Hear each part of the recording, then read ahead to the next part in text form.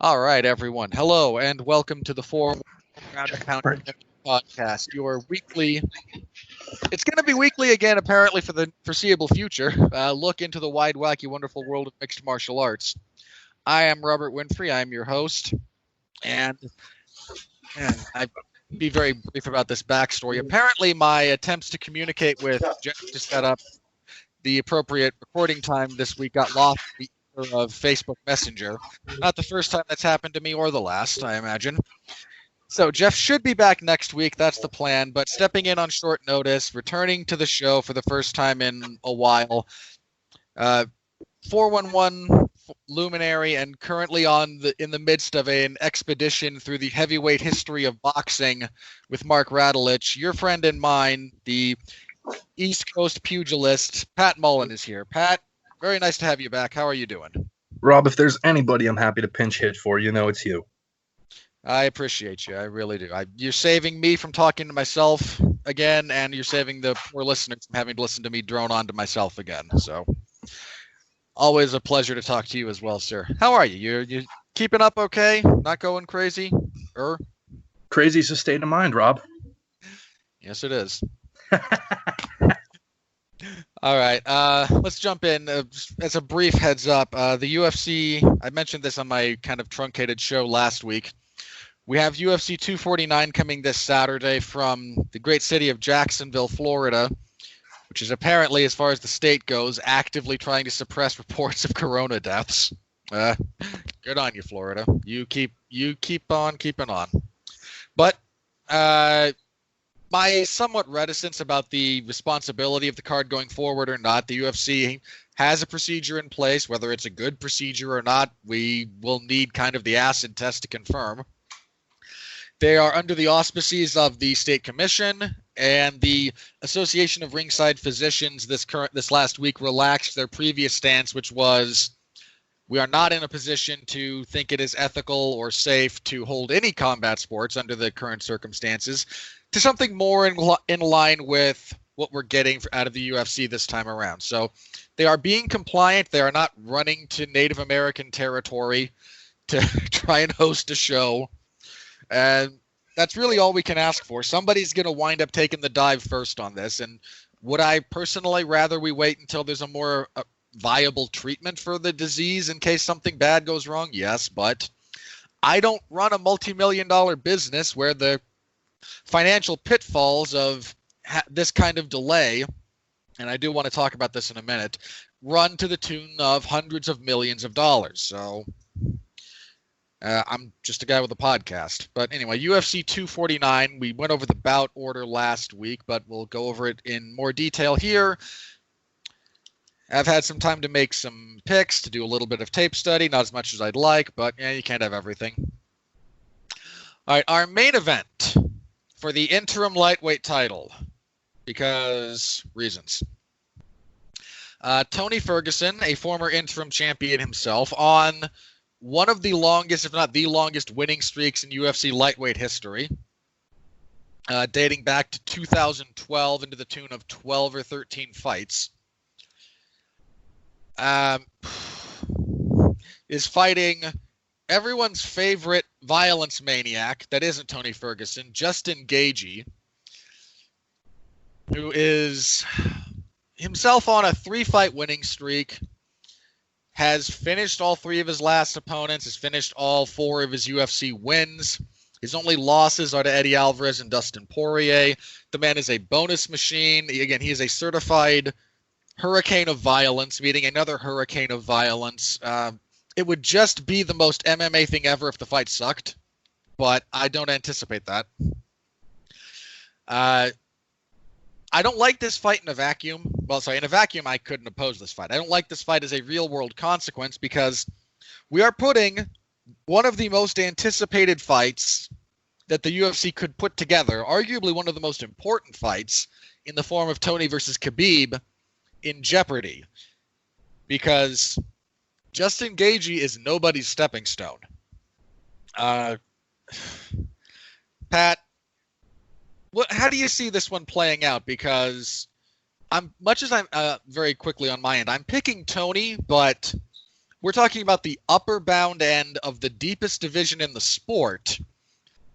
No one should be surprised if Gaethje pulls this off. And I'm not going to be, because I'm actually leaning towards Justin Gaethje for this one. And I know a lot of people are shocked to hear that because Tony's Tony. But, you know, one thing you and I talked a little bit about this in the build-up before we went on is that no matter the fight, really, as good as he is and as much as we've gotten used to him being in these type of give-and-take wars, Tony gets hit. And Tony gets hit a lot. And Tony gets lit up by guys who a lot of times don't necessarily have the power to finish him or the technique to utilize the power they have correctly. And, you know, we've seen him in trouble against certain guys. We've seen him in trouble with Kevin Lee. We saw him in trouble with Anthony Pettis, where he was arguably losing that fight in the minds of some. In the minds of some. You know, he gets hit a lot. Rafael Dos Anjos hit him and nailed him pretty good a bunch of times. I mean, Lando Venata nearly kicked his head off. That fight could have been stopped, and I don't think too many people other than Ferguson would have complained. Yeah, in the first round, he had them all on Queer Street, and that was rough. And Gaethje, to me, for what he lacks in Pettis' speed, I think he hits twice as hard. Probably accurate. And I don't think he's that much slower. So I expect that he's going to hit Tony. And the thing that separates him is that I think he knows enough how to finish somebody, because we've seen it time and time again. We saw it in WSOF when he dominated everybody he was in there with for the most part. And, you know, even in the UFC, even in the fights he's lost, he hasn't lost them because the guy he fought was better in the case of Eddie Alvarez, because Eddie's not. Eddie fights very similar. He just got caught. He got caught with that knee that ended him. I think Dustin Poirier is a better fighter in terms of his technique, and he's made marked improvements. But that was absolutely a fight Gaethje was in as well and almost had won. And Poirier I don't know if you remember this. Those leg kicks he was landing on Poirier, he actually tore Poirier's, I believe it was his quad. He did. With those kicks. So, again, you're talking about another tool that somebody like Anthony Pettis used very effectively. I really think Gaethje's walking into this fight with nothing to lose because he's taking it on short notice. It's a favor to the company. He's getting a title shot, for lack of a better way to phrase it. Let's just call it a title shot for the time being. It's a champion's payout, if nothing else, for your next fight.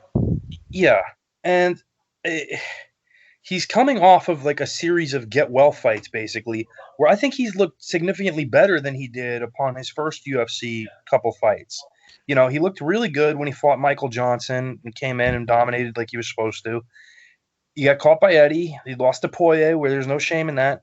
And then he came back, one punches James Vick, one punches Edson Barboza, and beats up Donald Cerrone, you know, before Conor did it, and it was cool. He pretty much one-punched Cerrone. Yeah, it was really one punch that led to the beginning of the end, but he you know, did finish it with a flurry. And so you're talking about a guy who's on a pretty good run after some bad luck came his way, with everything to gain and nothing to lose, against a guy in Tony who's disappointed that he's not fighting Khabib. I mean, to be fair, I'd be disappointed too if I were Tony. Yeah, without question.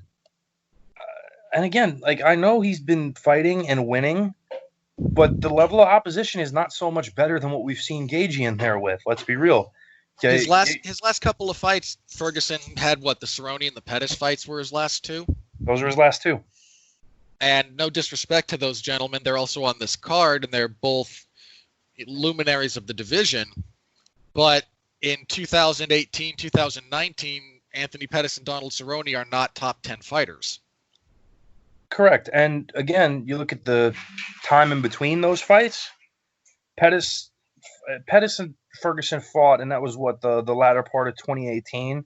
He fought Cerrone, I think it's almost a year ago, right? June of 19, yeah. Okay, so 11 months, we'll say, give or take a few days. So that's 2 fights in 2 years. I'm not saying Tony's rusty. I'm not saying he's old and he's not sharp or anything like that. But he's 36. And when you start to slow down, you know, and you don't take as many fights and you're not as active, sometimes the rust kicks in. Sometimes there's a lack of motivation when you're not fighting the guy who you've been dying to fight for God knows how long at this point. 5 years. And there's one of two ways that can go. That can be, I have to win this fight so that fight happens, or I don't care about this guy. I just need to get past him and, move on. And I think if he's looking past Gaethje, that's a huge mistake because Gaethje is just too dangerous. And just from everything I've seen, everything I've heard, I can't help but get the vibe that he really is looking past Justin Gaethje. And you're talking about a guy in Gaethje who people forget was a Division I All-American wrestler because he doesn't use it. But against Tony, there's a very good chance he's going to use that takedown defense to keep the fight standing and just try to turn it into a brawl.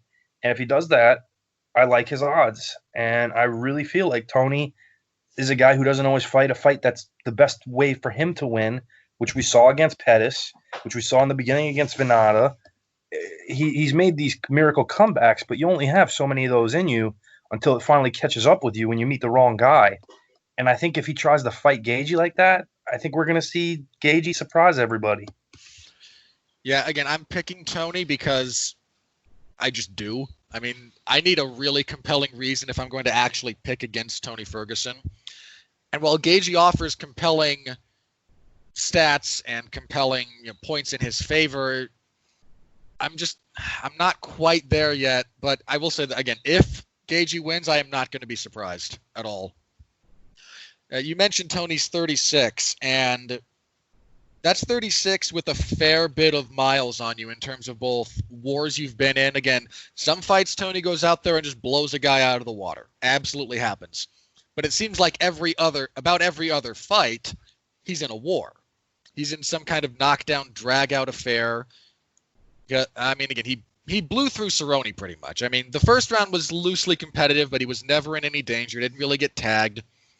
Against Pettis, he got dropped pretty badly, and to his eternal credit, again, came back and was able to make Pettis, give up between rounds. And to be fair, I don't blame Pettis one bit for that. He got cut to pieces and had a broken hand.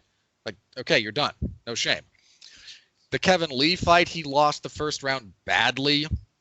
The Dos Anjos fight was mostly his fight, but he did get hit a few times here and there, and I think he lost one of the rounds. Venata hurt him badly. Barboza had some success against him. That's going to catch up to you at some point. That bill comes due. Nobody puts that off forever. And while Gaethje's had his fair share of wars, Gaethje is only 31, and that's a pretty big 5-year gap between 31 and 36.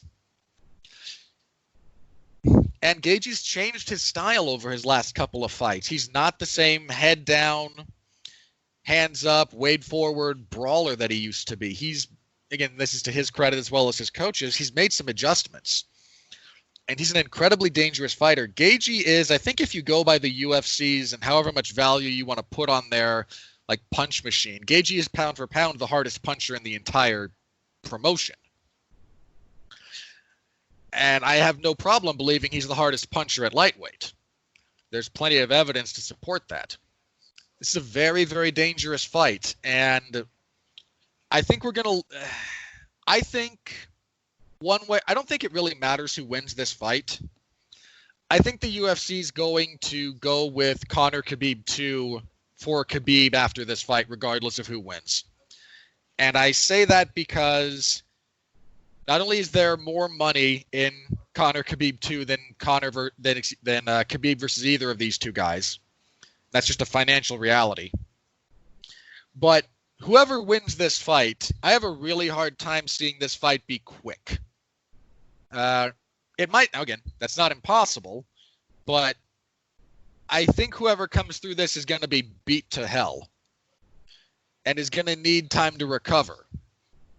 And I think the timing is just going to line up to where the UFC will try to do Conor versus Khabib 2 in September, give or take, because that's where the most money is, because whoever wins this might still be recuperating.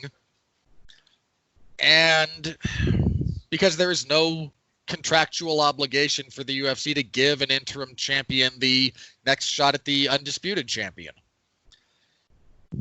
So I do kind of think that's where we're headed here. And I may not like that, but I'm not going to pretend I don't think that's what's coming.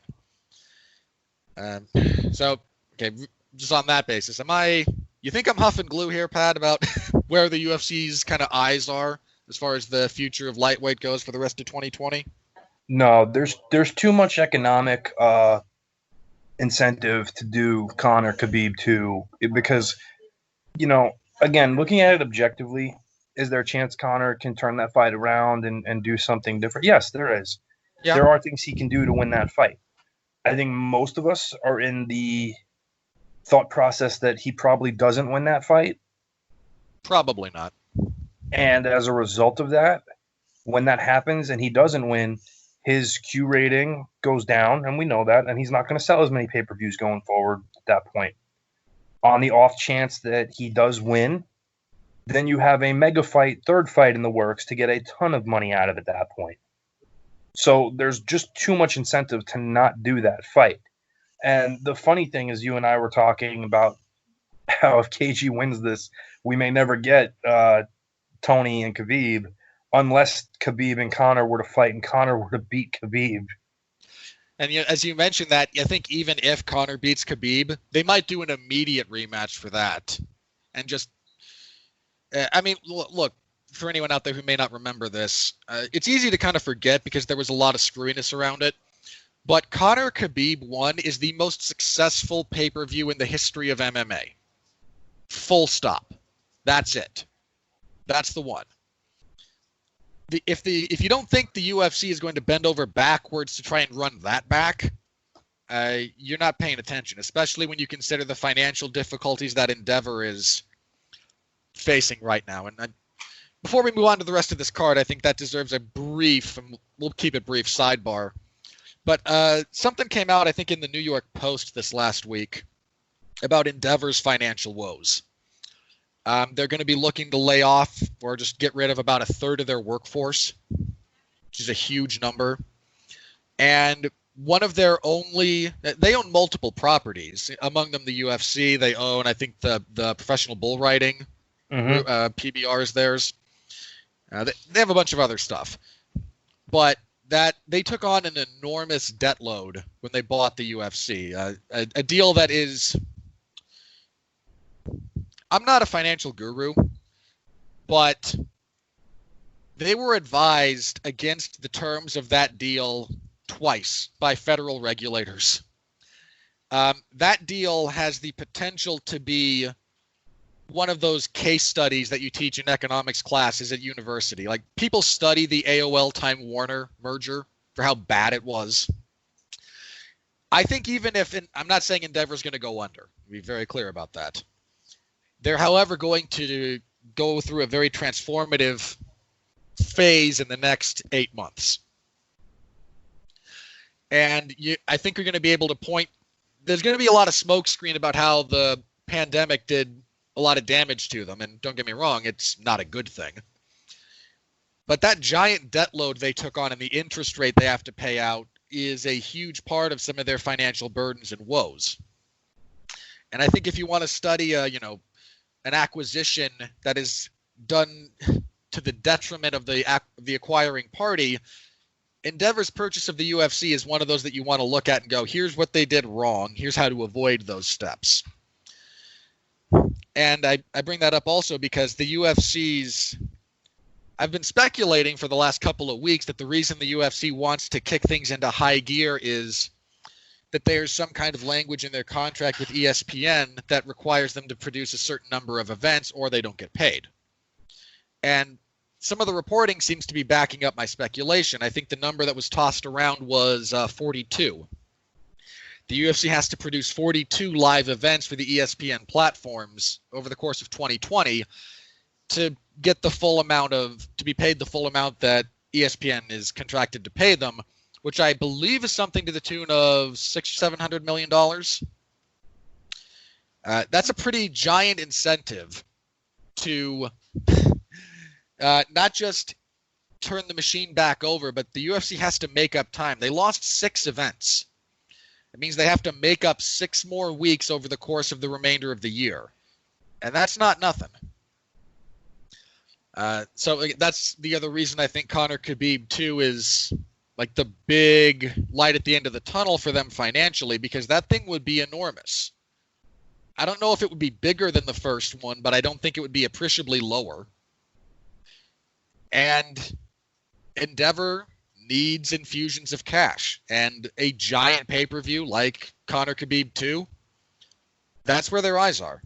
So that's kind of my take on it. Pat, I'll give you the last word on the financial side of things, then we'll move on to your favorite fighter and mine. At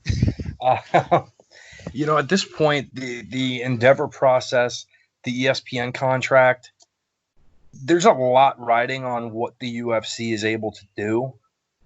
And it's not that the UFC is the make or break piece of business for Endeavor, but right now, based on what we're capable of doing, they really mean a lot to both Endeavor and to ESPN at this point in terms of producing original live sporting content, which they're going to start doing. So it's going to be a real interesting time where right now we're talking about having 3 events in the span of 7 days, which is really, really ambitious, to say the least, especially in the circumstances we're in now. But this is what it's come to. This is where we are, and we're going to take the ride while it goes. Yeah. All right. Jokes about your favorite fighter and mine aside, our co-main event right now is scheduled to be a bantamweight title fight between champion Henry Cejudo and former champion and exceptional talking head, analyst, commentator, Dominick Cruz. Pat, Dominick Cruz hasn't fought for the entire duration of the Trump administration. He last fought in December of 2016. That's just about 4.5 years off. Or 3.5 years, excuse me. Just about 4. And it's real easy for people to forget how good Henry Cejudo is given the character that he leans into. But Henry Cejudo, in back-to-back fights, beat, whether you disagree with the decision or not, I disagree with it, beat Demetrius Johnson, stopped TJ Dillashaw, and stopped Marlon Moraes.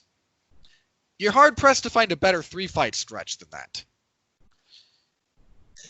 You are. And again, whether you agree with the decision or not, it stands. Cejudo is on record. He beat Demetrius Johnson at a time when nobody else was doing that. Or coming close to that even. Let's put it that way. So yeah. I think even just pushing a close fight with him at that point in time was a major accomplishment. You go into the win over TJ Dillashaw. Okay. Not only did he beat Dillashaw, he beat Dillashaw on performance-enhancing drugs. Not only did he just beat him, he ran through him in half a minute. Then you get to Marlon Moraes, okay, who we all loved coming in from his run in WSOF, and we knew how good the guy was. He came into the UFC.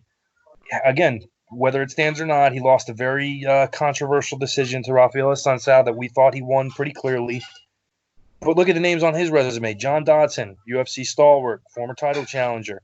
Aljamain Sterling, always a particular fixture in the top 10. Jimmy Rivera, who was the man coming out of Bellator and stopped him. Assunção gets reversed. This time he gets the right call. And then he comes up against Cejudo, who takes care of him, knocks him out. Cejudo is a very, very good, talented fighter. He has Olympic-level wrestling at his disposal. He's getting better in the striking game with each of his fights, and he's learning how to use his wrestling defensively to keep a guy in his striking range when it's beneficial to him. Yeah, I think one of the best moves Cejudo made was when he decided to spend some time at Lyoto Machida's camp, because it did wonders for his striking game overall. He went from a very kind of upright boxer being used loosely in this case, to a much more MMA appropriate stance and strategy with his hands. Yeah, much lighter on his feet, more lateral movement as opposed to straight in and out. And he's got power. He's not really a one-punch guy, but you feel it when he punches you. And I bring this. I say this because it's important to understand how good Cejudo is. Now, on the flip side, worth noting, Cejudo himself his layoff is not nearly as long as Cruz's by an order of magnitude or so. But Cejudo hasn't fought in about a year. His last fight was June of 19 when he beat Moraes. And he's coming off of knee surgery during that time. And I think that does cast a little bit of doubt about his ability to perform relative to this. On the other side, we have Dominick Cruz, who, again, giant layoff. This is such a long layoff. It almost makes tape study a bit more difficult because you don't know what the man's been doing during this downtime because he hasn't been in a hospital bed or anything. He's been training for a lot of it. And one of the things he said, I think leading up to the Dillashaw fight, and he's kind of reiterated a few times in the build-up to this one, as quick as that build-up's been, he's not stagnant just because he's not fighting. He's working very hard on his skills. He's working on improving. So we're not going to get the same guy that fought Garbrandt or Dillashaw or Mizugaki. If Dominick Cruz can pull this off, if he walks out of this fight, I'd almost say by hook or by crook, with the belt, that might be the most impressive athletic accomplishment in MMA. I mean, I would be flabbergasted. It would be that stunning to come back from that kind of a layoff to fight a guy as dangerous and as skilled as Cejudo on short notice and beat him. I mean, I don't really have an analog apart from when he did it to Dillashaw. I mean, do you have anything? Is there anything in MMA comparable to this? If Cruz wins, which is a big if. I mean, off the top of my head, not that I can think of. I mean, how long was George out before he came back and fought Michael Bisping for the middleweight championship? How long was that layoff? That's a good question. That was a number of years. It was just about 4 years. I seem to recall that's correct. Yeah, it was November 16th of 13 to November 4th of 17. So much closer to 4 years. And no disrespect to Michael Bisping, but I think Henry Cejudo is a much better fighter than what Michael Bisping was. Again, no disrespect. He won the middleweight championship. He knocked out Luke Rockhold. He got his belt finally. But he's not an Olympic caliber wrestler. He is not a fluid athlete the way Cejudo is. He doesn't hit anywhere near as hard for his weight as Cejudo does at his. So if Cruz is able to come back and pull this off, I think it may even be more impressive than when he did it to TJ, depending on how it goes. But I think his own comeback against TJ Dillashaw is probably the best analog to this. Yeah. As for the fight itself, I actually do lean towards Dominick Cruz here, and a couple of specific reasons. One is the movement.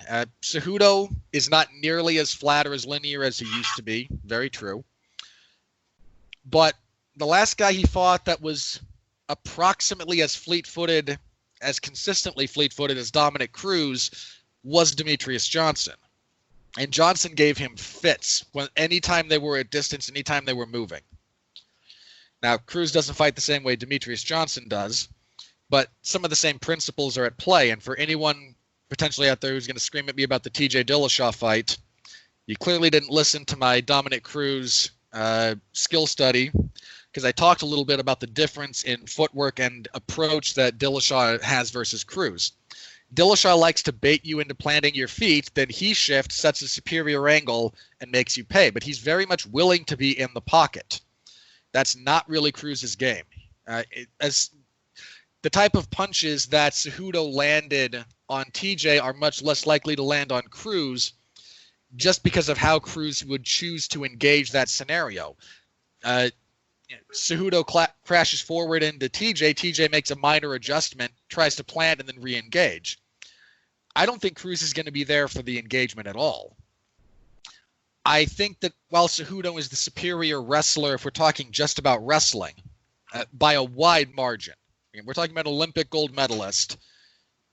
He is, I wouldn't say completely peerless in the UFC, but if we're talking straight wrestling, he's top of the food chain. But you have to get close to your opponent. And Cruz is longer. I mean, the best takedown defense is not actually a sprawl or underhooks or anything like that. It's just your feet. Just keeping them away from you. You can only shoot from so far out. I like Cruz's chances with his punches and kicks. If he's really going to settle in and drill some leg kicks, we saw Demetrius have a lot of success with those against Cejudo.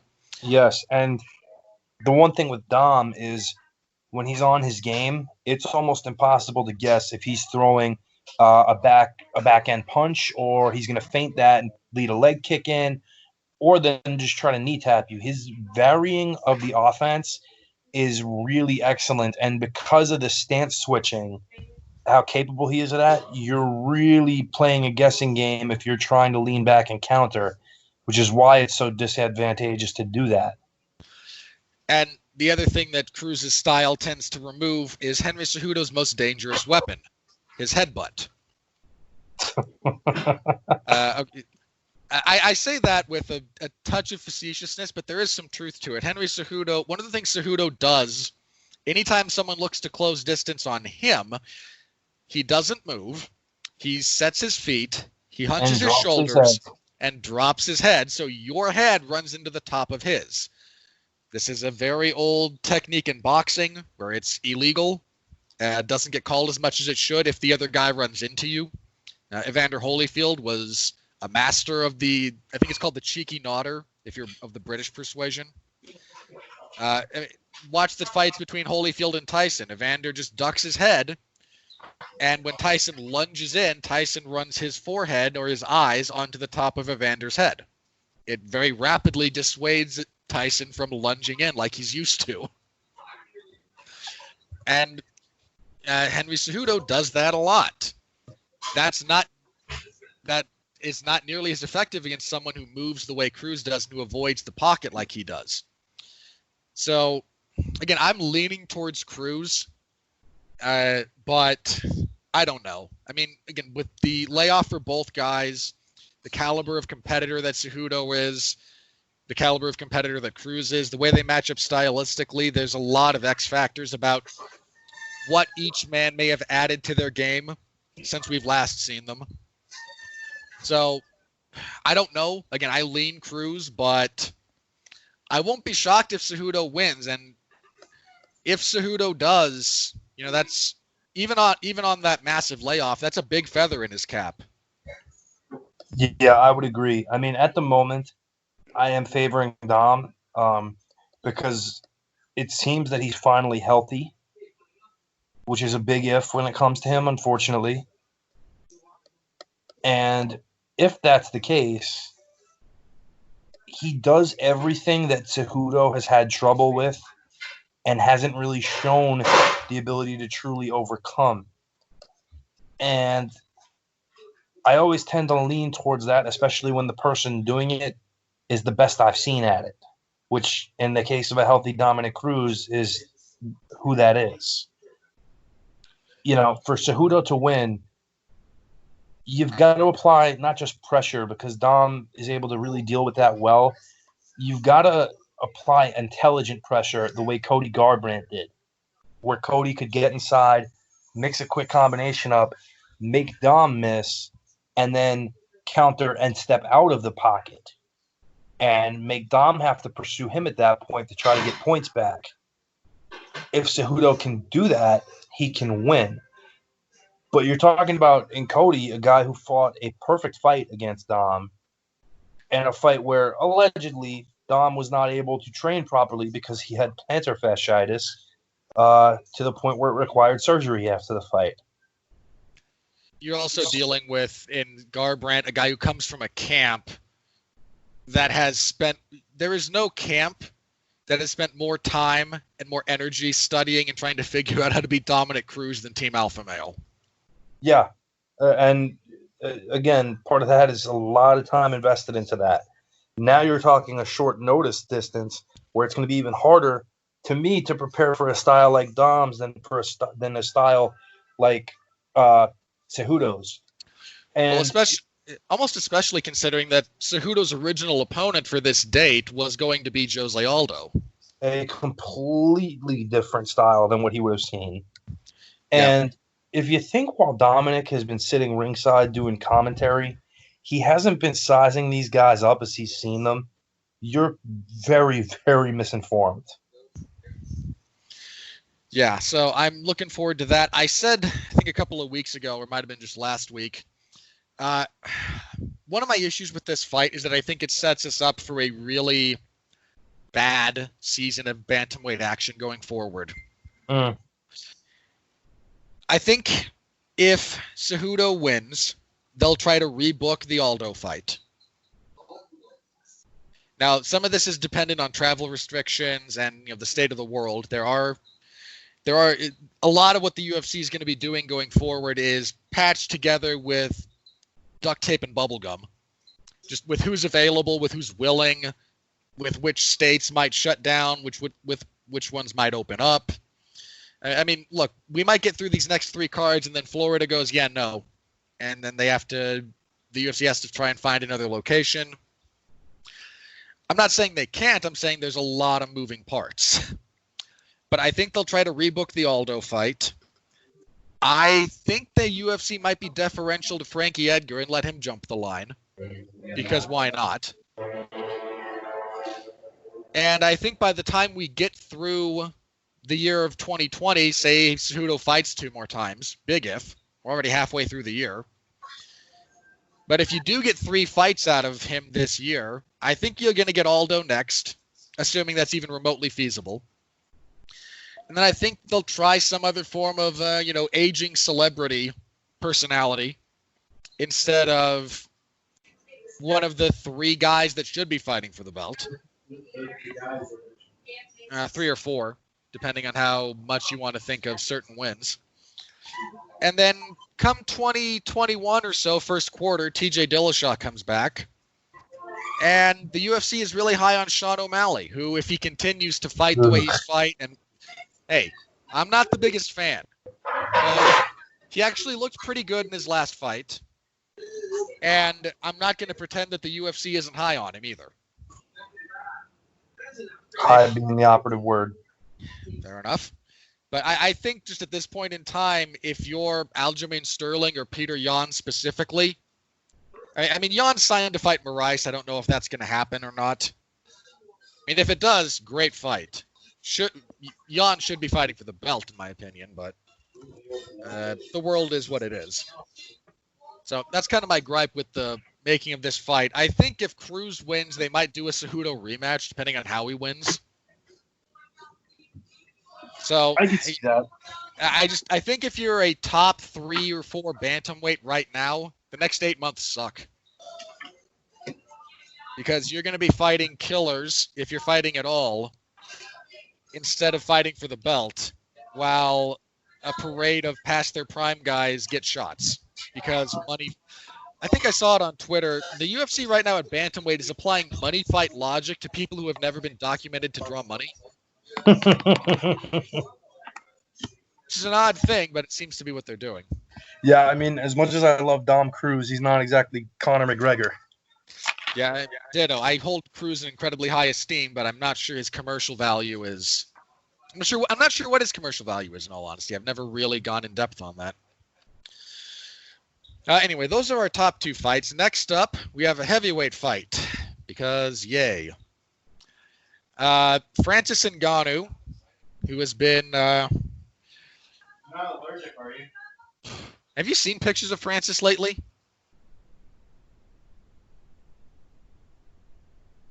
Pat, are you there? I'm here. Have you seen any of the pictures of Francis Ngannou lately? I have not. Shredded. Oh, that is a scary thought because he's always had that. I don't want to call it like baby fat. That's not accurate. But to put it in perspectives like that, I think people who know us would understand. He's always been built more like a strong man than a bodybuilder. Yeah, I would agree with that. And I mean, when you get to be the size of someone like Ngannou, I mean, he's what, 6'3", 6'4", yeah, 250-ish. Yeah, big old boy. Yeah, he's pretty shredded. He's been like living at the Performance Institute apparently. That's nuts. I'm looking at a picture now and I see him. He's just like shredded. Yeah, he's lost weight pretty clearly. And given his cardio issues, if he's done it properly, it's a good thing. Anyway, he'll be fighting another heavyweight knockout artist, Jairzinho Rozenstruik, who had a pretty significant comeback over Alistair Overeem December of last year. I had him down, I think, all 4 rounds, was losing the 5th, and then he knocks out Overeem with a couple of seconds left, gives him the nastiest split lip I've ever seen. And credit to Overeem's surgeon for getting that back in order. That was pretty wicked because I hadn't seen Rozenstruik. Like, I had heard of him. You know, I knew him as his reputation as a kickboxer and was told, like, hey, you should probably watch out for this guy. And a friend of mine at work told me. So I was like, all right. And it just so happened the first time I saw him was not the Arlovsky fight, but the Overeem fight. A much better indicator of his overall skill set than a quick knockout over a past his prime Arlovsky. But when I saw him, I think there's the thought process when it's like, oh, well, he's a world-class kickboxer. That gets thrown around a lot. Is it based on what circuit you're fighting in? But he looked pretty complete going in there with one of the better kickboxers that we've ever seen transition to MMA. Yeah, I think this fight not to make the old adage, but if you do want to kind of boil this down to its base elements, you have the superior power puncher in Ngannou and the superior technician in Rozenstruik. And I'm not quite sure. I tend to lean towards the technician most of the times in these cases. And to be clear, that's not to say Rozenstruik can't punch. He can. But I think Ngannou's the hardest hitter in the heavyweight division. And if Ngannou's been working on his technique, if he's actually ironed some of that out, if he's got his cardio in shape, if he adds some kicks to his arsenal, he can be an incredibly scary fighter. On the other hand, if he hasn't, I can pretty easily... I don't think Rozenstruik will employ the wrestling game plan. I think what Rozenstruik will do is, again, a lot of stick and move, in and out, make him miss, make him get tired.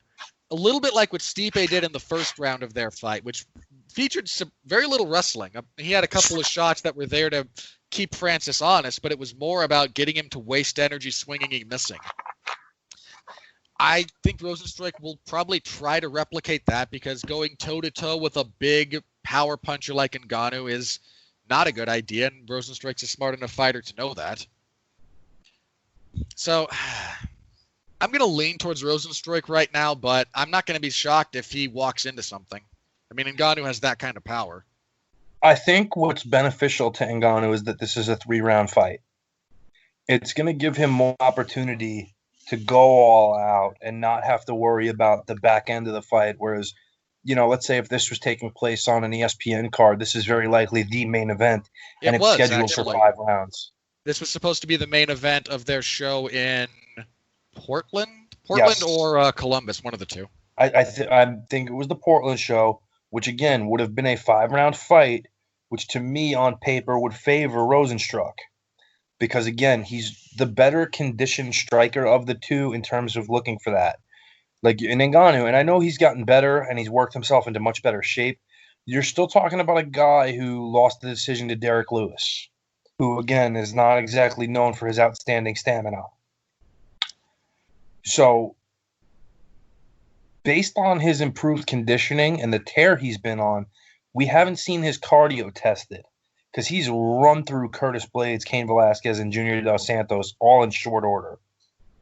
So I think what's playing to his advantage right now is that, one, Rozenstruik will stand up with him and fight. This isn't a guy who's going to be looking to take him down. And 2, it's a shorter fight where he can afford to go a little bit harder in those rounds than maybe he would if it was a 5-round fight, with the chance that he's going to have to stick around with Rosenstruck still in there in the 4th and 5th round, who's proven that he can finish guys late. In this, I am leaning towards Ngannou, though. And I do think he's going to catch Rosenstruck and stop him, just because of the improvements to his condition and his size and his stamina. To combine that with his power and the likelihood that Rosenstruck will be there with him and will get hit at some point, I'm pretty confident in Ngannou's ability to take a shot or two from Rosenstruck to get in and just do what he wants to do on the inside. Yeah, I really do want to see Ngannou fight a wrestler before he gets back into the title picture. I need to see that he's really shored up some of those holes. But with the UFC still kind of angling, I think, for the Stipe-Cormier trilogy fight next, they might try to hotshot Ngannou back to the title picture to face the winner of that fight. Assuming it's not Cormier, because, if Cormier wins, he's probably just going to win and retire. At which point you do what? Stipe versus Ngannou for the vacant belt, probably?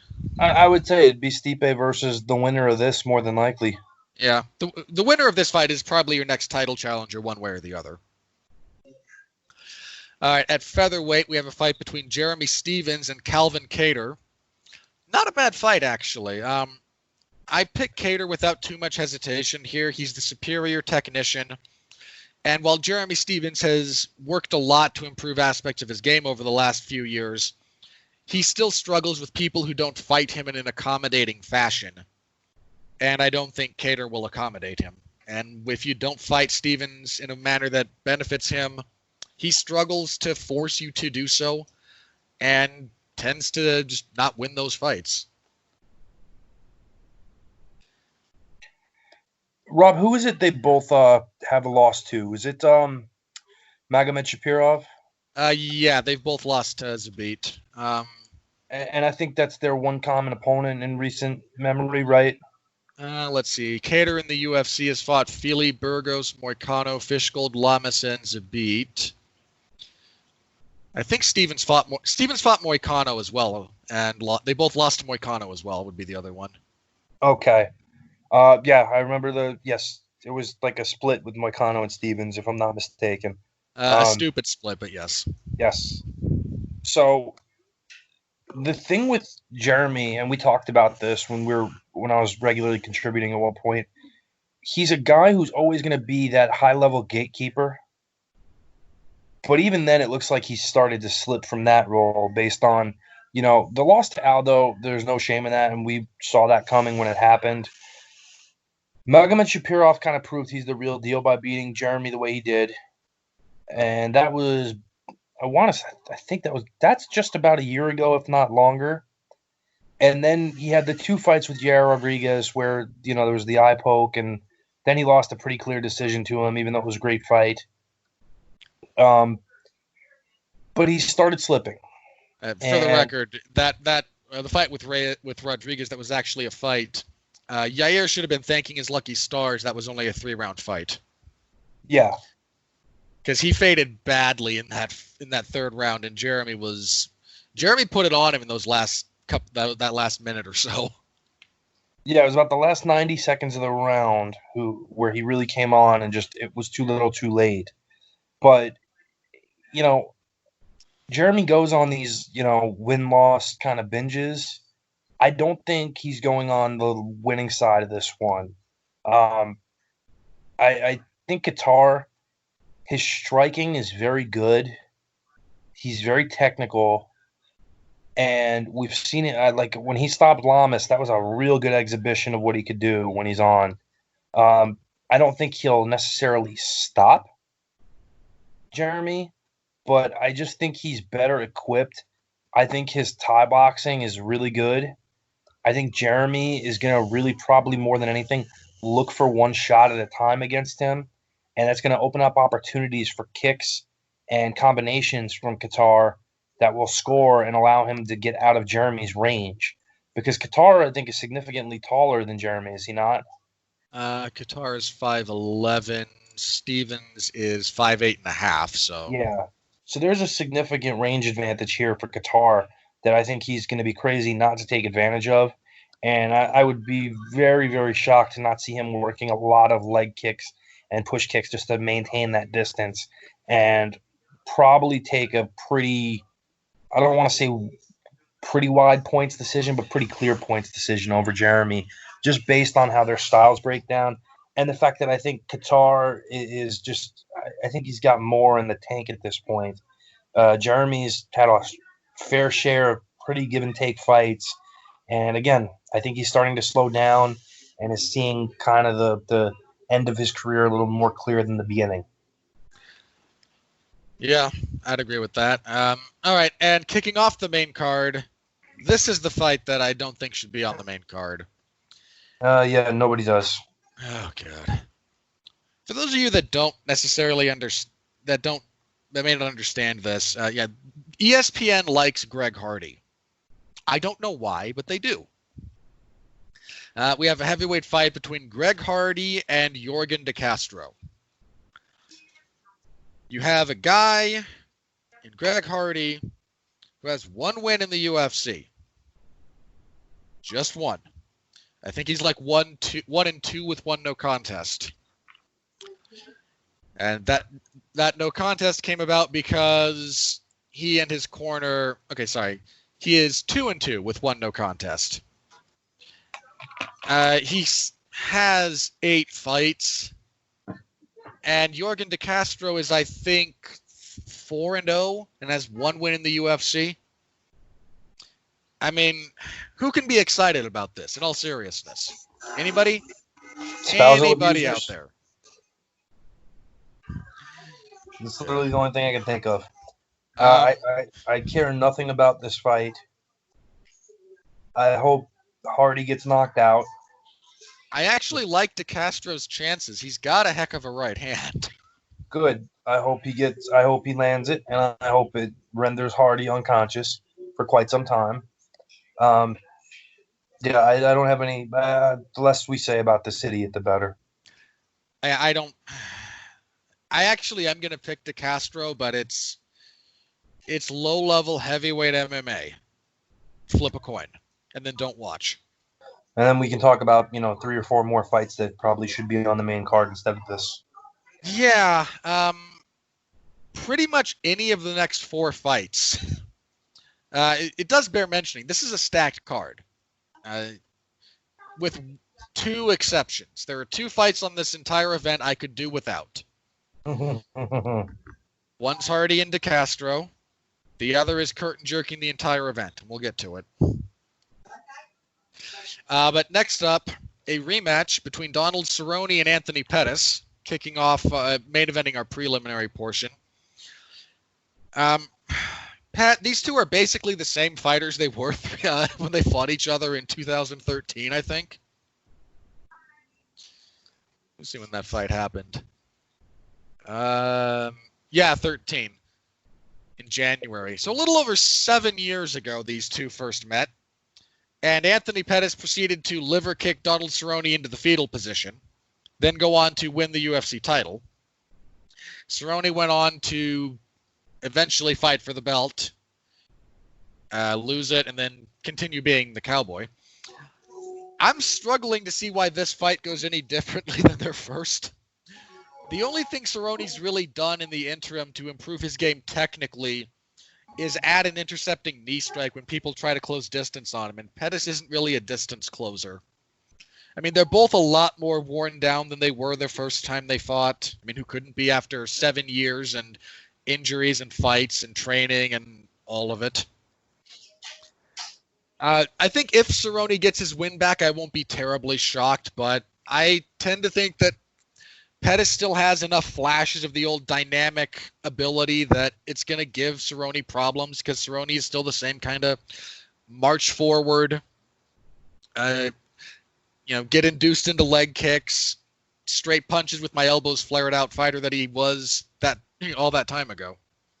And this is being fought at 170, right? Yes.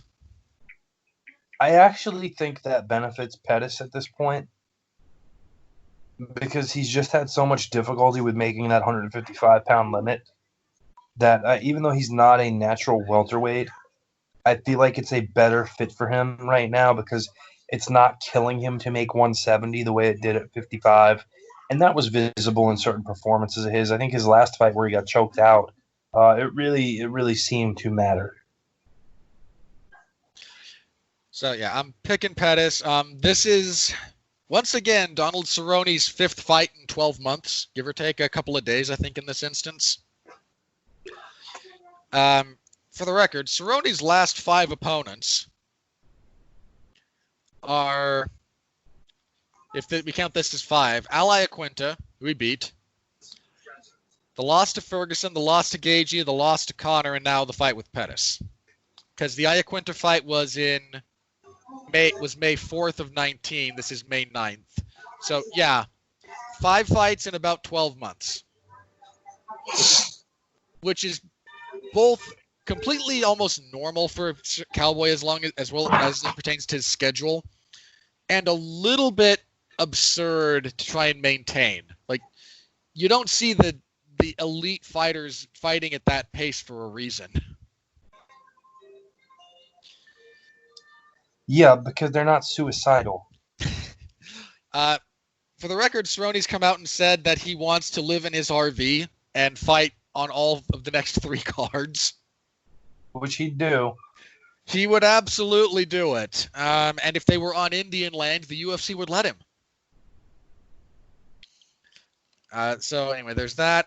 We have a heavyweight fight. Fabricio Verdum, dark horse all-time great, returning to action. This is his first fight since March of 18, when he was knocked out by Alexander Volkov. Yeah, he's been on a suspension since then. Yeah. And then he had a contract dispute with the UFC. And he had the USADA issue. Anyway, he's back and he's fighting Alexei Oleinik, who submitted Maurice Green in January of this year with an old man armbar. And I don't say that uncharitably. Alexei Oleinik is kind of an old man. He also has old man body, but old man strength. Yeah. As evidenced in his last fight. Yeah. Credit to Maurice Green in that last fight, man. He held out in a nasty scarf hold headlock for a long time. If they grapple, it'll be interesting for about, I think, 40 seconds before Oleinik's tendency of chasing stuff gets him swept or outpositioned by a vastly superior grappler. On the feet, Verdum is really kind of embraced, last time we saw him, at least a bit more of the Muay Thai styling, being able to use his knees, his leg kicks. Oleinik is kind of simple. If you've ever seen Fedor throw hands, cut the speed by half, and that's kind of what you get with Oleinik.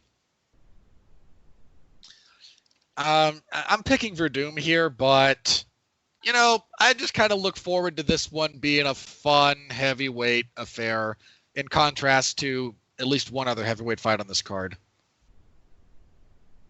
I think you're right about it. I think Verdum is probably, this side of Nogueira in his prime, the best heavyweight grappler that we've gotten to see. And it just doesn't play well stylistically for what Oleinik does. Oleinik, like you said, he chases these submissions when they're not immediately present, and he'll work his way to get them. And we talked about that scarf hold he had Maurice Green, and yeah, you're going to get away with that against Maurice Green. If you over pursue against somebody like Verdum, you are falling into a very bad trap. And aside from that, it may even be in Verdum's best interest to keep this fight on the feet because he can really open up with leg kicks on Oleinik, who doesn't check them particularly well. He's very, very slow, as you pointed out. He follows rather than cuts off the cage when he's looking to score a takedown or clinch. So he's going to do a lot of things that Verdum is going to have the opportunity to take advantage of. It's just a matter of, is Verdum rusty? Is he going to have what he needs to have to be able to do what he wants to do? I think Verdum's still well within his abilities to take advantage of the mistakes Oleinik is going to make and the holes he presents. And I'd be very surprised if Verdum didn't win this. We have a women's strawweight fight between Carla Esparza and Michelle Waterson. You know, about 4 years ago, this would have been a heck of a fight. Esparza on a 2-fight winning streak. I thought she kind of got lucky in the Grasso fight. Yep. I scored that a draw, which I maintain is the correct score for that fight, by the way. But she's not, so she is technically on a 2-fight winning streak. Waterson lost. She hasn't fought since October of 19. Wow. That's not an undue layoff, but her last fight was the loss to Joanna. I don't hate Michelle Waterson's chances here. Esparza is another slightly smaller strawweight. Esparza is very one-dimensional in terms of requiring takedowns, and if Michelle can avoid throwing 80 kicks that hit the invisible woman standing 6 inches in front of Esparza, I think she can win this fight.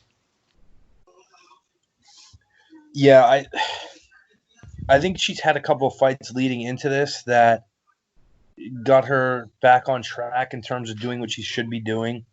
I think it was the Tisha Torres fight where she was doing that the invisible man kick like you brought up.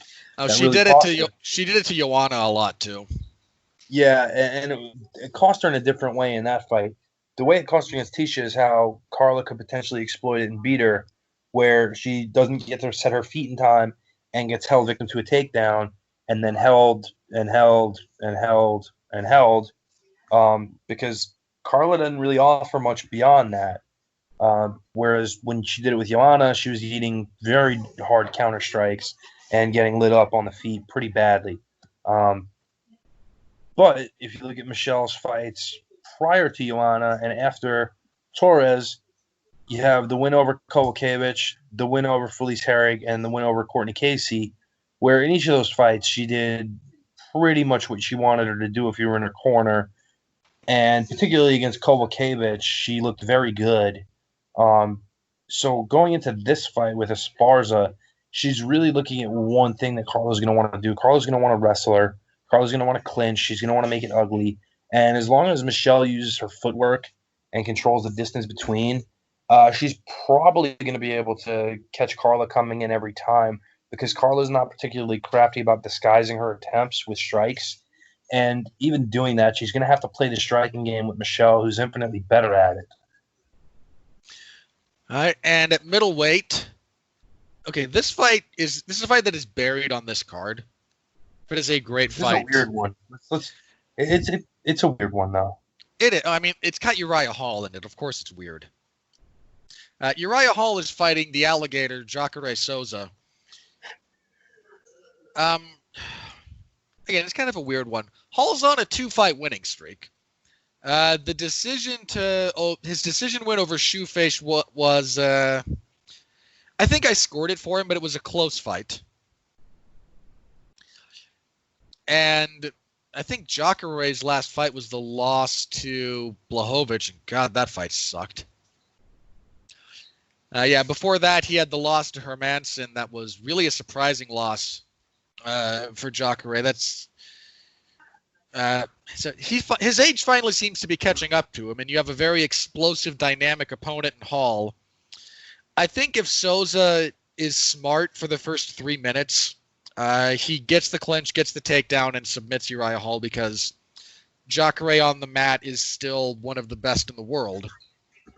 And Uriah Hall on the mat is orders of magnitude not.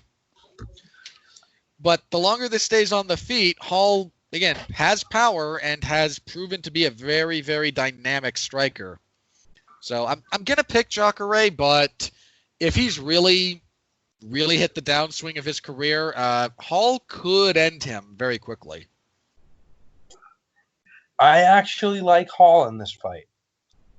I think Jacare, more in the Hermanson fight, than in the loss to Jan Blachowicz. I think in that one, we just expected a lot more out of him than what we saw. And that was one of those fights where I looked at it and I said, I think he's slowing down. And I know that a slowed down Jacare is still capable of beating a Uriah Hall and guys on Uriah Hall's level. But the fact that Hall's coming into this after winning 2 fights, it starts him off at a positive mental state. And unless Jacare immediately goes in and pressures him and makes him feel doubt, then Hall's mental state should be calm and he should be able to exploit the openings that Jacare is going to give him by trying to shoot in on him and take him down or clinch with him, because he does have a tremendous amount of speed in his strikes. And just when you think you're closing the distance, he can hit you with something that will take you into next week.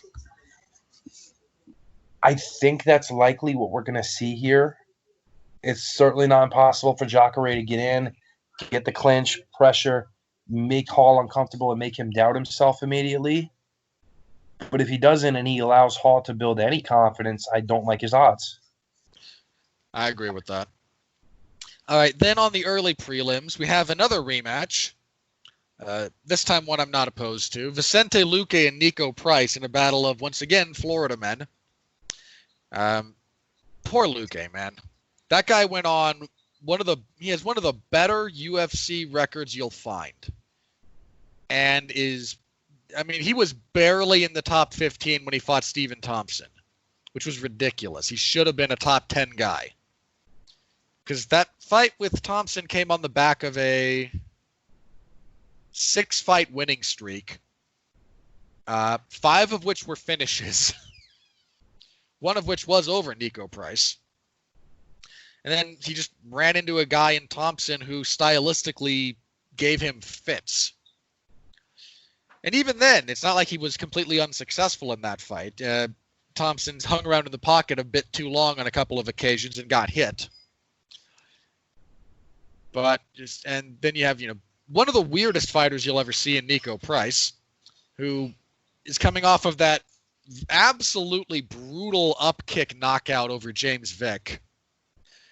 I mean, the sound that kick made when it landed still lives in my dreams.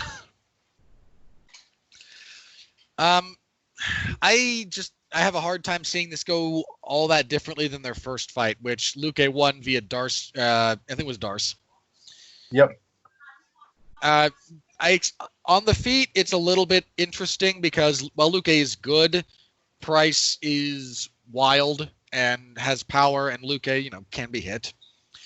The more this stays on the ground, though, the more it favors Luque, who has a much more proven ground game all the way around.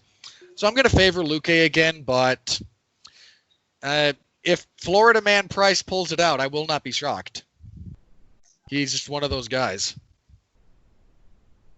I still like Luke here. I don't know that he'll get it with a Darce again, considering how difficult it is to pull off. But Luque has, like you talked about, if you look at his win-loss record prior to fighting Stephen Thompson, guy was on an absolute tear, especially the Mike Perry win. He was great. He was something like 10-2 in the UFC going into the Thompson fight, I think. Yeah, with a bunch in a row. I really just I don't see what Price has to offer him at this point that's gonna make me question who's winning. I like Luque again, and I wouldn't be surprised if he does tap him again. Just probably not with a Darce. We have a featherweight fight between Bryce Mitchell and Charles Rosa. Bryce Mitchell's last win, actually, everyone kind of falls in love with the fact that it was a twister. I actually tend to look more at everything that led up to it and just some of the more foundational stuff he's added to his game. He's not the wild guy that he used to be. He was a lot more solid in his takedowns, a lot more solid in his passing game. He just wasn't the same kind of let's get in there and have a blood and guts brawl that he was in a couple of his previous fights. And Rosa's a guy with a really checkered UFC record, But if you look at his 3 losses, he's, I think, 3-3 in the UFC. Yeah. His 3 losses are to Shane Burgos. Tough guy. Tough guy. A split decision to Yair Rodriguez that, for the record, I did score for him when I did that live. And he lost his debut to Dennis Seaver in 2014. I was going to say, which that took place something like 6 years ago. When Seaver was actually still good. So while he's got, again, that checkered run, he's lost to very tough guys, and he's got some very good wins. I mean, the Botniak win was very good. He submitted Manny Bermudez in his last fight with an armbar, and catching that guy with a submission is nothing to sneeze at. So I expect a good fight. I actually tend to think that Mitchell's cardio is going to be the difference maker. Rosa's suffered with his gas tank on occasion, and I think that the longer this goes, the more Mitchell's going to be able to grind him down until he gets some kind of either striking combination or position on the ground where you can finish things. Yeah, I wouldn't be surprised by that. I do think that as long as he's gonna, if Mitchell really gets in on him and gets in tight early, I think that could be a mistake because Rose is good enough to trap him in something while he's still got his full gas tank at his disposal. This is a pick 'em. I like the fight. I can't pick against Mitchell in this. I think he's just better conditioned, like you talked about, and I think he's got enough tools at his disposal to outpoint him. But Rose has just fought so much better opposition, and even though he hasn't won against them per se, you know what? No, I gotta go Rosa. That's fair. The real sad story, Bryce Mitchell has been at the apex of 2 major stories that are only tangentially related to what he does in the cage. You may remember that he very nearly emasculated himself with a drill. Do you remember that story? Do you remember that one? I do not. Yeah, he was just fixing something, I think, and was kind of storing the drill between his legs. And okay, you deserve what you get at that point.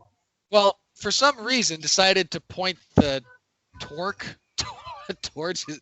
Look, I've done that before, where you put the handle between your legs, you point the sharp end down, buddy.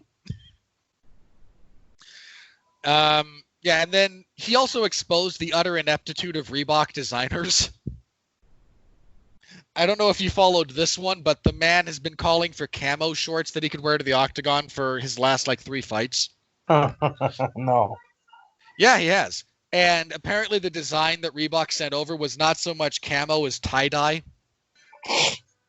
I mean, really, how in the world do you do camo wrong?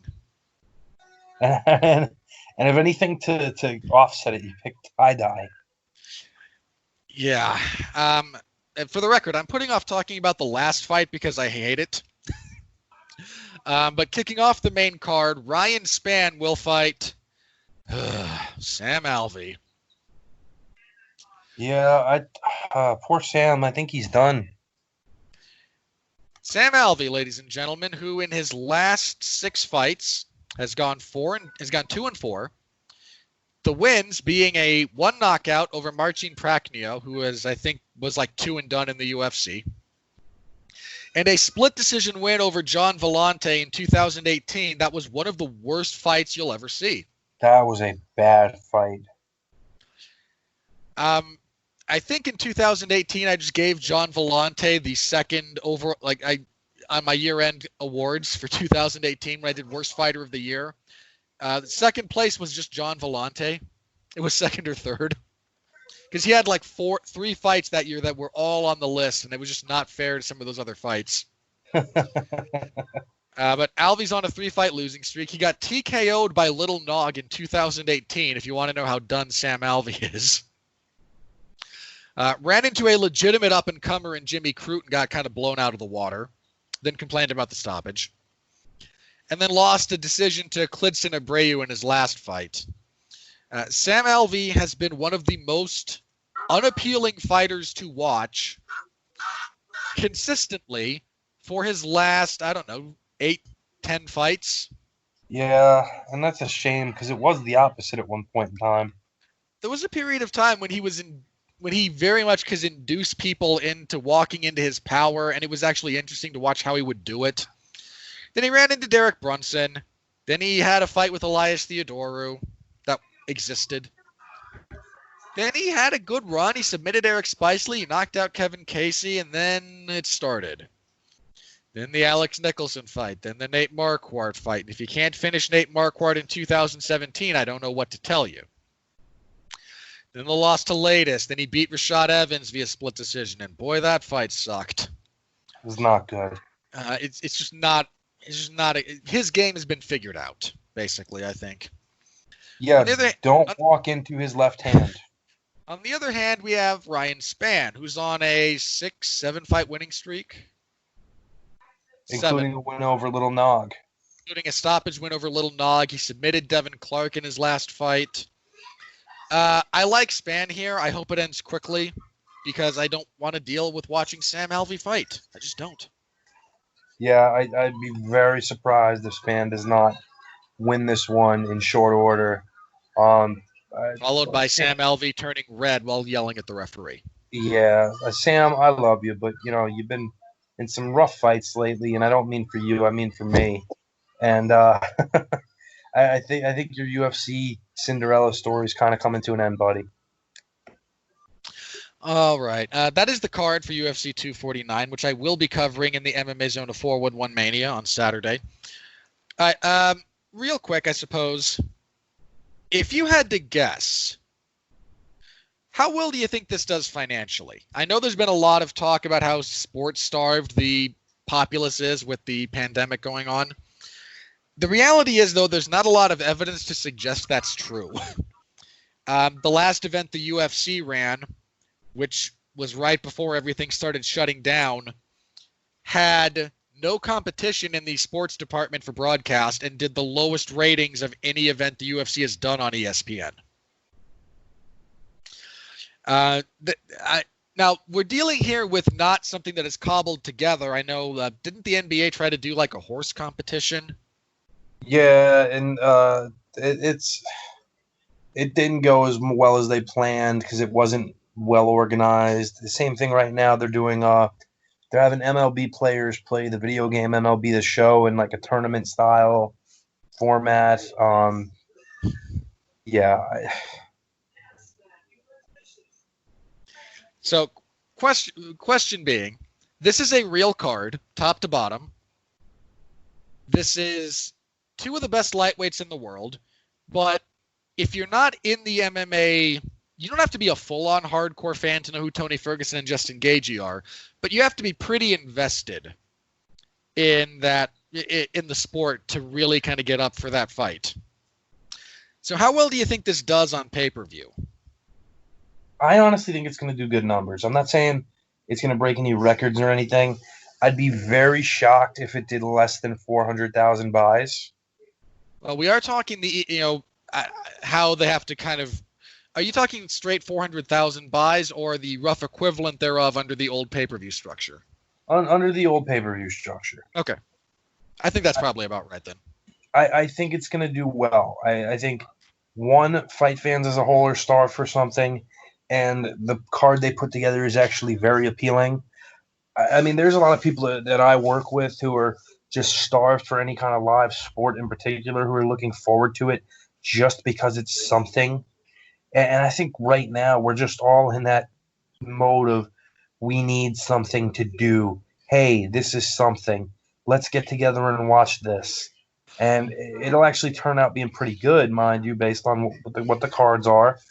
But I would really be shocked if this wasn't very successful. I do think it's going to set the tone for what to expect going forward for the next month or two.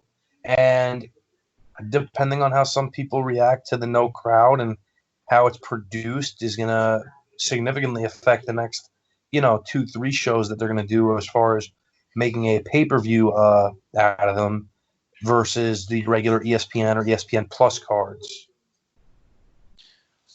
Okay, slightly related to that.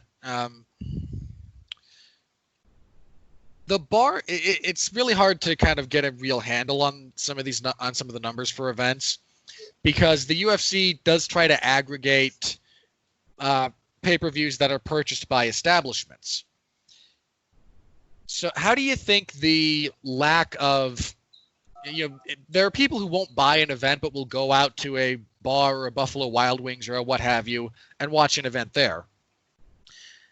The inability to do that, do you think that's going to have a significant impact on the financial bottom line for this event? I don't. I think, enough people in this point are gathering together in small groups and stuff and knowing who's going to hang out with who. And I think it's more a case we're going to see a lot more of that during this going on than anything else. I mean, fortunately, I've had friends.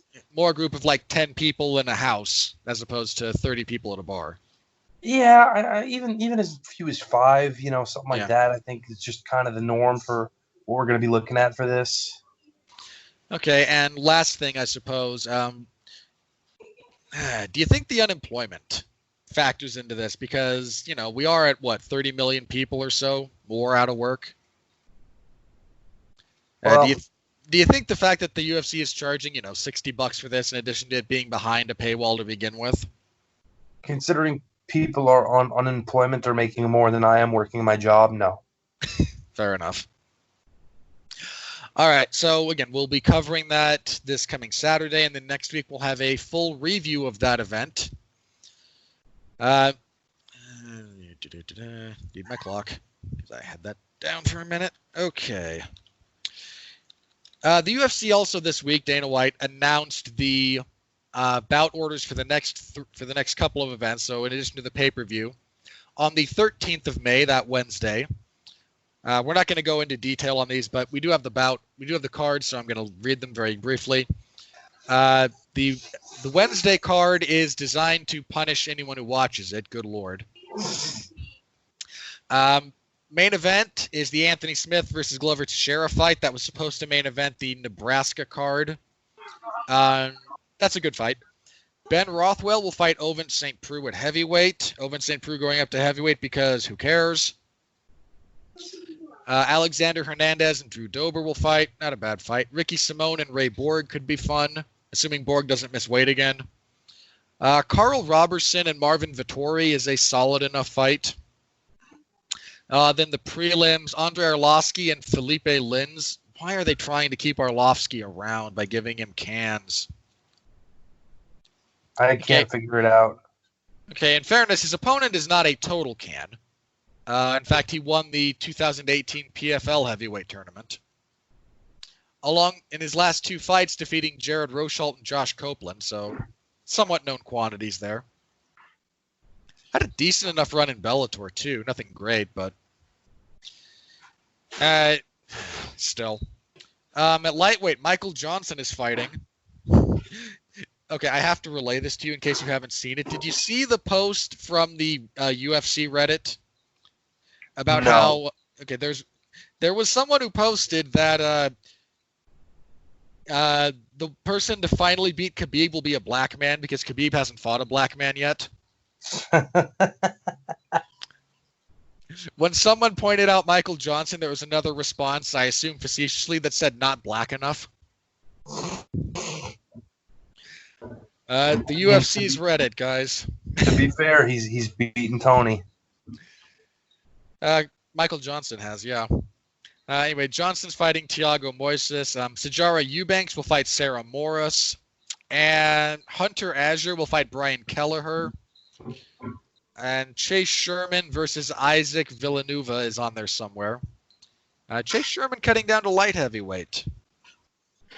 I don't care. Had to think about that for a second. Then the May 16th card, so in a couple of weeks. Our main event is the long-awaited clash between Alistair Overeem and Walt Harris. Co-main event, Claudia Gadelha and Angela Hill. Winnable fight for Hill at this point, I think, actually.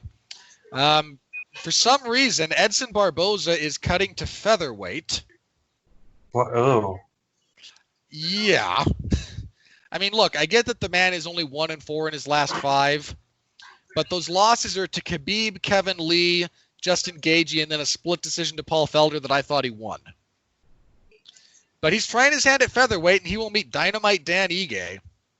That's a rough fight for Barboza at featherweight.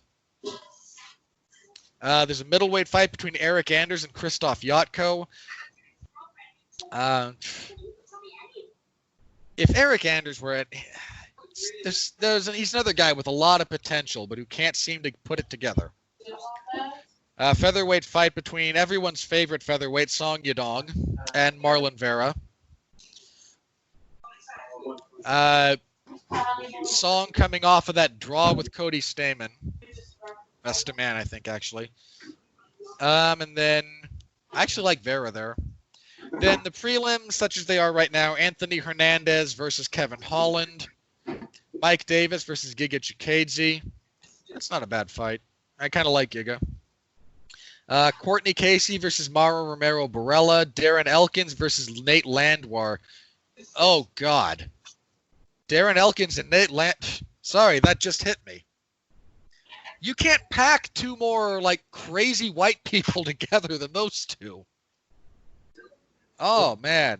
And the bad ink. That'll be something. Not sure it'll be a fight, but it'll be something.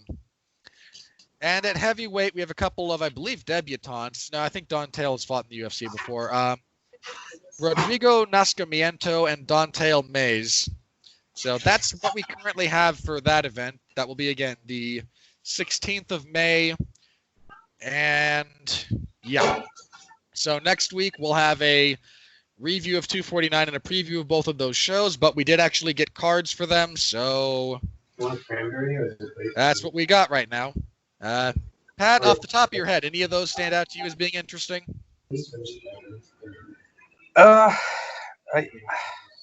I can't say for sure.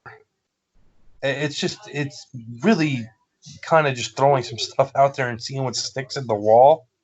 I mean, they do have the UFC is kind of hamstrung in terms of number of fighters they have available because they're going to have to be dealing with anyone who's already in the United States. There are still international travel restrictions. And is willing to fight under these conditions. I mean, Amanda Nunes recently came out and said, no, I don't feel comfortable fighting. And I don't blame her. I mean, her fiance is pregnant with their first child, so, I wouldn't risk it either.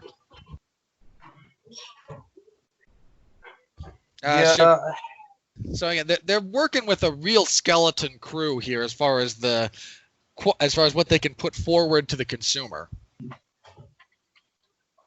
It's really going to be a case by case basis, which is going to be interesting. Interim championships are probably going to pop up. Let's be real.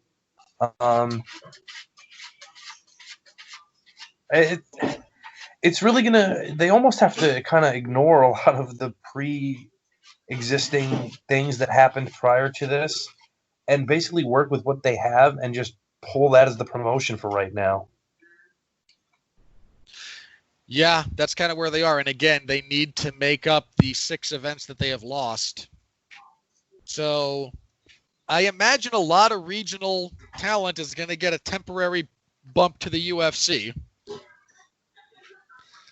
I mean, regional MMA has just been so catastrophically damaged by the pandemic. It's hard to overstate. There's a lot of guys who are the UFC is going to have to be, if they can't reuse fighters at a quick clip, they're going to be signing, your local bartender who knows how to throw a right hand. And the right hand is optional.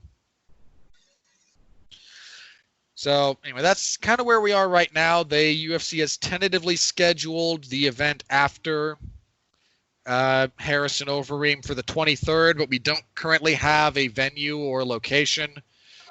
Some other states might open up in that period of time. I know Nevada is potentially looking at opening up again a little bit. Certainly at that point, the UFC might be able to at least run proper events from the Apex Center they have there. So it's still up in the air, but that's the plan at least right now for whatever the plan is worth. Okay. I think a couple of other things we want to touch on very quickly here from this last week. One, Pat, you and I are both appreciators of former UFC middleweight champion Robert Whittaker. And this last week, he opened up about why he's kind of been absent from the sport. He fell out of he had a scheduled bout, I think, with Darren Till that he wound up pulling out of. And there was a fairly nice piece written where he talked about just the mental and physical burnout he was going through. Apparently, the man's been training 7 days a week for the last 3 to 4 years. If you believe the way the piece was written, he came to the realization that this is not sustainable on Christmas, while instead of being with his family, he was out running dunes. I mean, that, if true, and I don't really have a lot of reason to disbelieve him, that's insane. I mean, training every day like that, that's really not sustainable. It's not. And for people who've never been a part of a camp, even not necessarily a fight camp, but if you never went to football camp in high school, or you never went to baseball camp during the summer, those are a couple weeks at a time. A fight camp generally lasts in the neighborhood of 8 weeks on a shorter end, 11 weeks on a long end. You're talking 3-4 months at a time of training. And even during that time, it's not happening every day. Usually there's 1 day of rest mixed into your week, or 1 day during the week is more based around, I'm just going to cut weight today and then relax type of thing. For him to list what he was doing in terms of his training, which we read this article, that he was literally training in full every day, 7 days a week, 4 months on end, running dunes on holidays like we talked about instead of spending time with his family. There's the old adage, you work to live, you don't live to work. And I think for fighters, sometimes it's a very difficult balance, because you're being told things like, well, every minute you don't train, the other guy's training. And so you never want to lose a fight because you're out of shape and were made to be tired and lost based on your conditioning. That gets into guys' heads, and it can really do a number on you mentally. I think for Robert Whittaker to come out and say that was pretty brave. I think if he was in fact doing what he's doing, and I have no reason to believe he wasn't, then he needed to take time away. I'm not surprised he lost, because at a certain point, your mind is going to just not connect with you there, and your body is going to be physically exhausted, and you're just not going to be able to hold anything together. So for him to come out and say exactly what it was, and the need to check out and just not be doing this right now, I think it's very bold of him to say that. I think he's probably not the only guy who's felt it, but maybe one of the few who have actually come out and said it. And, it gives me hope that he'll come back at some point after he takes some time just to figure out his life and what his priorities are, and that he can understand that he doesn't have to do that in order to be a top fighter, and that maybe it was more damaging to him than it was effective. Yeah, if you look at the string that guy went through, first of all, he did become champion. That can't be undefeated at middleweight until he ran into Adesanya. Became champion. At the same time, he had a string of injuries or illnesses that robbed him of time. He had 10 rounds with Yoel Romero.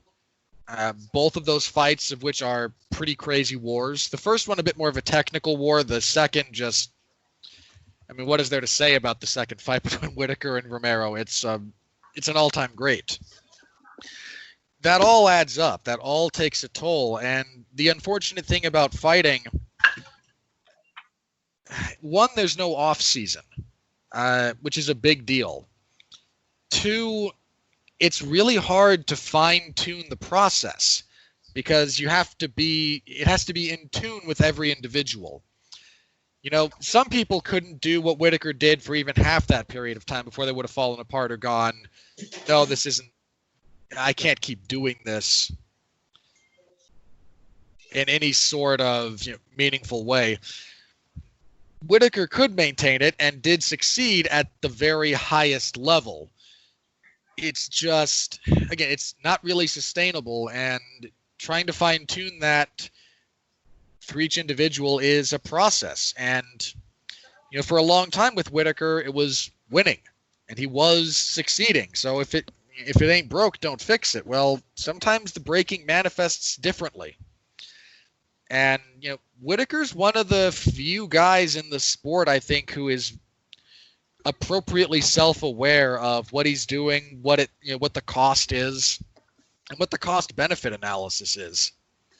Him and I think Gaethje's probably the other one, who are just like the only guys who, if you listen to them talk about their careers and themselves, actually seem very aware and honest about what they're doing, what the cost is, so on and so forth. So I hope Whittaker is able to return. I love watching the man fight, but there's significantly more important things than fighting. And, the grind gets to everybody. It got to, the other thing that we may not always remember, especially those of us being based stateside, Whittaker kind of carried Australian MMA on his back for that period of time. You had Mark Hunt, but Mark Hunt's also, a New Zealander. They didn't really have, I think he was the first Australian UFC champion. He was. And he was a very big deal in that country. So, one of the things George St. Pierre would always talk about was the stress of everyone that was on his back. And I don't mean that in a negative way, but, I'm carrying these people. He still is in many respects, the poster boy for Canadian mixed martial arts. Whittaker was the poster boy for MMA in Australia. And he was the Australian Sports Personality of the Year one year. Like, he was on the cover of magazines, like not fight magazines. I think he was on like Australian GQ. Like, there's a lot that goes into that. There's a lot that goes into what he was, in addition to being a champion in just the athletic sense. So I don't blame him for getting burned out. I hope he finds the right balance, and if we're lucky, it will mean he can fight again. If not, the man gave us some all-time great fights and had an all-time great run at middleweight. It's sad that so many people's middleweight runs are going to be held up to one that is very nearly insurmountable, and that being Anderson Silva. But Whittaker's run at middleweight is, I think, an all-time great run. And, could be resumed to one degree or another if he comes back. So I think the last thing then, unless you have anything else on that you wanted to touch on. No, that was, I think we pretty much kind of agreed with where things are and where hopefully they can go with Bobby Knuckles in his future. All right. Last thing, I think then, during one of Dana White did a Reddit AMA not too long ago wherein he expressed doubt that we would get Khabib Tony in 2020. That kind of furthers my speculation that that they're going to really push for Conor Khabib too, assuming travel will allow for it. One of the other things that came out of, I think that or one of the interviews he did over the last week, deals with Street Jesus Jorge Masvidal. The UFC had kind of been gearing up for Masvidal versus Usman for International Fight Week, so for the July cards. And that seems to be not what they're doing now.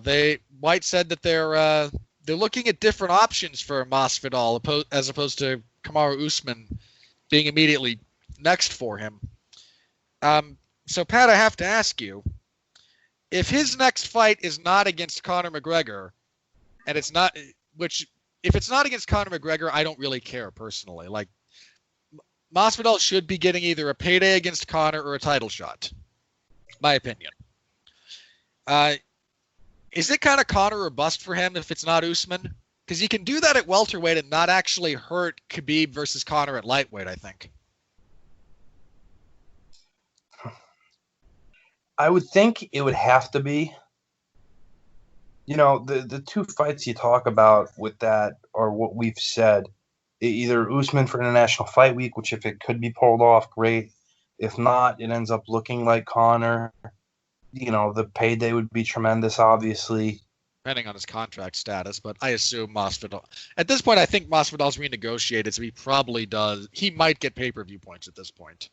I think they kind of made that a thing after the hype around him and Nate, and obviously that was a successful show, Hugely successful. So I think they probably are on good terms in terms of that.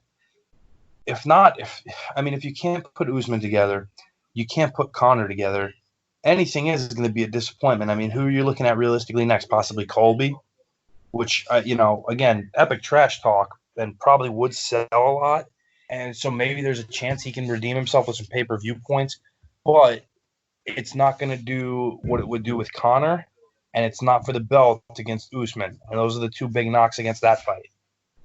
I think if Colby had beaten Usman, I think Masvidal versus Colby for the belt might make more sense than Conor for Masvidal, but Colby didn't win. And them's the breaks. So I don't know. I mean, if you can't, assuming you don't have Usman or Conor, I mean, is there even a third option for you? I mean, maybe they might try to do a rematch with Nate. Which again, I think is beating a dead horse, unfortunately. The dead horse being Nate Diaz in that case. Masvidal was killing him in that fight. I mean, it's not that Nate was completely a heavy bag, but I don't understand the people who are like, no, in the fourth round, Nate was going to get him. Guys, Nate Diaz has never won a fourth round in his career. He's only been to the fourth round twice. Want to know which fights they were off the top of your head? Yes, there was the title fight with Benson Henderson and the second fight with Conor. He lost both of those fourth rounds. And both of those fights. Yeah.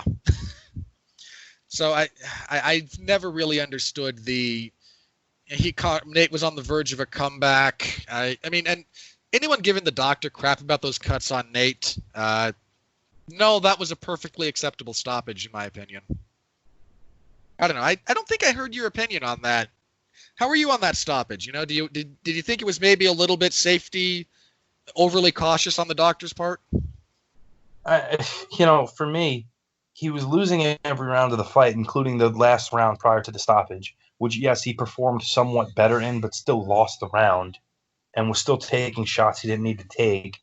The cut was horrendous and was only going to get worse, and he didn't do anything to indicate that he was turning this fight around, so I was completely fine with that stoppage. Okay.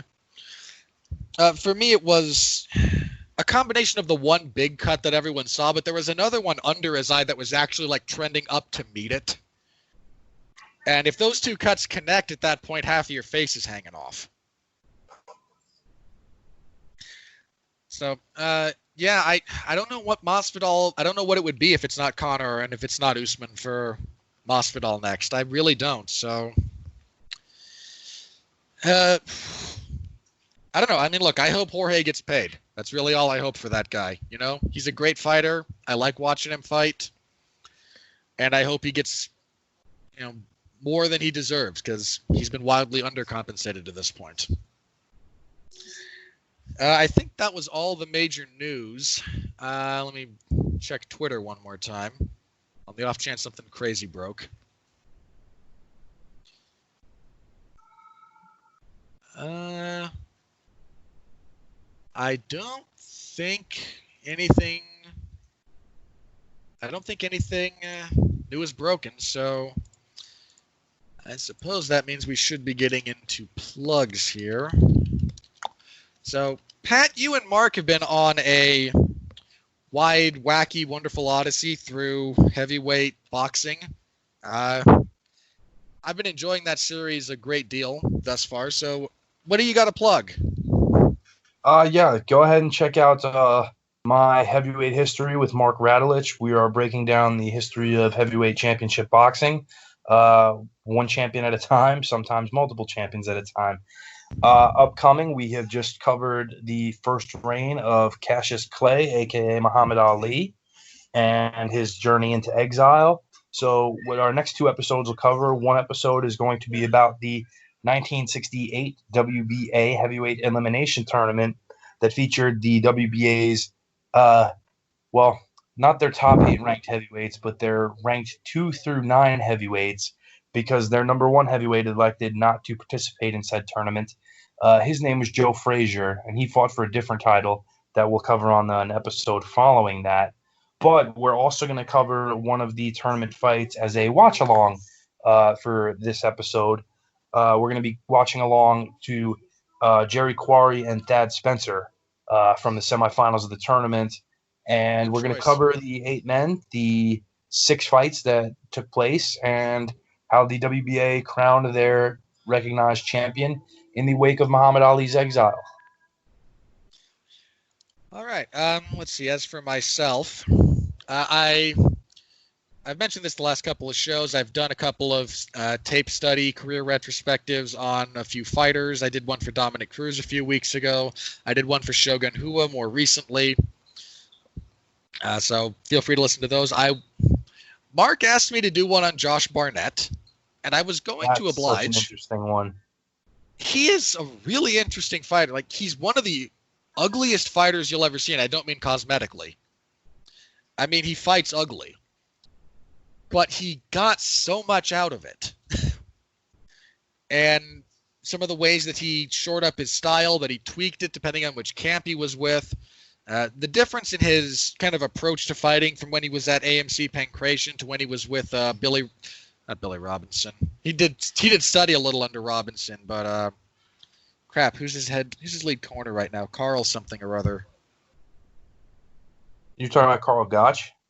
No. Fulton, I think. I can't remember the guy's name off right now. Eric Paulson? Eric Paulson, that's it. Thank you. You can see some of the way he changes his style depending on which camp he's with. You can see, he's a wildly misunderstood fighter, I think. I think a lot of people, because they see him as a catch wrestler, think of the wrestling part of that without thinking of the catch part of it. He's much better understood in terms of his success as a clinch fighter than as a ground fighter. So anyway, point being, I was looking into doing that, and then the UFC said, hey, 3 shows a week. And I went, oh, gosh, shoot me. So that's on hold. I've done a lot of the tape study for it. I haven't written up my notes yet, but I will look into doing that in the future. And I think if we ever get back to 1 a week shows, I might be able to make it work where I can get one on Barnett. So be on the lookout for that. I'd have a lot of fun doing those. It's an interesting exercise for me. It has helped keep my sanity intact to just be able to sit down, watch a bunch of a guy's fights, and write down my thoughts, try to form them into something approximating a coherent sentence, and then put out the product. So there's all of that. This Tuesday on the W2M network, on the Radulich and Broadcasting section of that, Mark and I will be doing a TV party for season 3 of Netflix's Castlevania, and oh boy.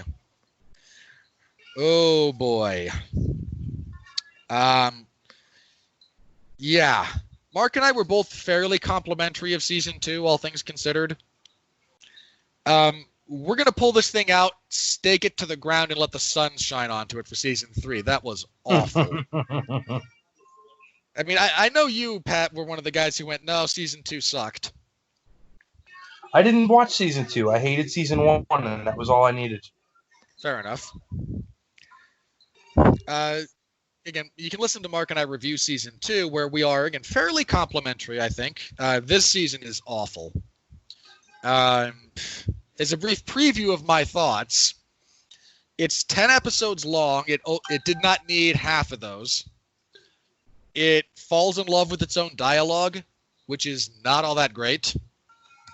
And the characters aren't even all that interesting, as they fall into one predictable plot contrivance / cliche after another. So tune in. Mark and I will go into slightly more detail, and we'll have some fun. It's been a while since Mark and I have jointly buried something, so it'll be fun. I'm looking forward to it. And then next week we'll be back here for a review of UFC 249, assuming it happens. And if it doesn't happen, we'll be back on Sunday to one way or the other, either to tell you why it didn't happen or to talk about what did.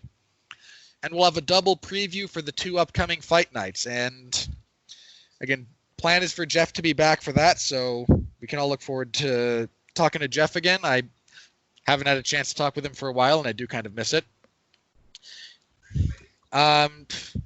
Be interesting. Jeff's mood is largely going to be determined by the outcome of the main event to 249.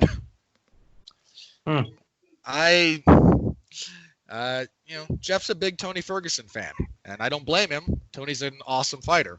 Ain't nothing wrong with that. Yeah, not a darn thing.